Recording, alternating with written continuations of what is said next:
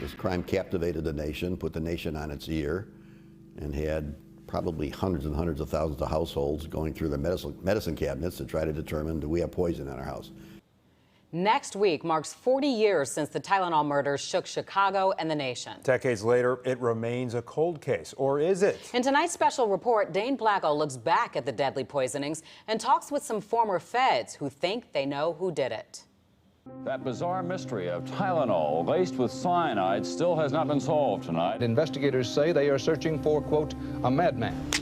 When you opened a bottle of Tylenol in the early 1980s, or any product for that matter, you didn't see this protective seal. Now it's the law because of what happened in the Chicago area starting on September 29th, 1982. I think looking at this story, they're going to kind of open their eyes and say, I never knew that happened here in Chicago.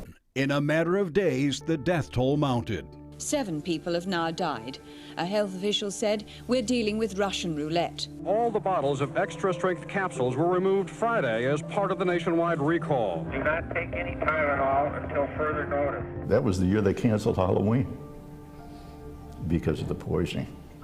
And everybody was afraid that their child would pick up the candies that were poisoned. 40 years later, we sat down with 2 retired Chicago FBI agents who originally worked the Tylenol case and the former Chicago special agent in charge who initiated a reinvestigation of the case in 2009. They all believe they know who did it.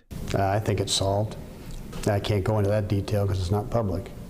I believe that it's solved. I think there's sufficient evidence to go forward. Police are looking for disgruntled employees, angry customers, anybody with a grudge against the stores or Tylenol. Early on, there were few, if any, leads. Then this man became the focus of police. In 1984, former Chicagoan James Lewis was convicted on federal extortion charges for sending this anonymous letter to Johnson & Johnson shortly after the poisonings, demanding $1 million to stop the killings. And the jury was out a half hour before they came in and convicted him. Lewis spent 11 years in prison for the shakedown, but through the decades has denied being responsible for the murders. I think the Tylenol murderer is still out there dancing in the streets. He even reached out to federal agents following his conviction, offering to help them solve the case. We had a profiler tell us that one of the points of the profile is that this person who might be involved in the poisoning will contact an investigator. Roy Lane was one of the FBI's lead case agents for the Tylenol investigation. Jeremy Margolis was an assistant U.S. attorney who prosecuted Lewis on the extortion charge. They met with Lewis several times after the trial. During one of those meetings, they say Lewis gave them a sketch of how he thought the killer put the cyanide in the Tylenol capsules. So what happened to that information? Well, the FBI's got it. It's sitting in the case files. I don't know that they'll tell you whether it was helpful or not. I'll just describe it as extremely interesting. What's also interesting is how the FBI decided to reinvestigate the case 15 years ago. 2006, 2007, at the time, I was the public affairs director for the FBI office in Chicago, and the 25th anniversary of the poisonings was coming up, and I was contacted by a local reporter that I dealt with extensively over the years, and he had taken up this case as what he called a hobby. So Rice arranged for a meeting at the FBI Chicago field office. And he laid out his theory, and it was very well thought out, and he had some, I guess you would call, evidence to support it.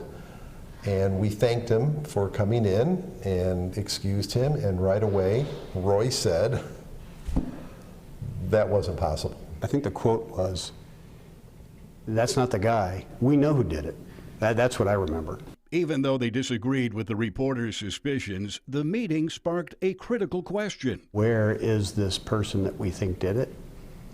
And then we ran an investigative report and found he was in jail for alleged violent crimes that he was never convicted of. Which Grant says meant it was time to use new forensic tools to find the killer. We had to sort of re-look at the investigation. That means recontacting 5 other police departments, including the state police, and see what everybody had. It may behoove us to take that evidence from 25 years ago and reapply it through the FBI laboratory. And that's how we started the investigation. Coming up in our special report tomorrow night, we'll take a look at what that reinvestigation revealed and what prosecutors did with it. Dane Placco, Fox 32 Chicago.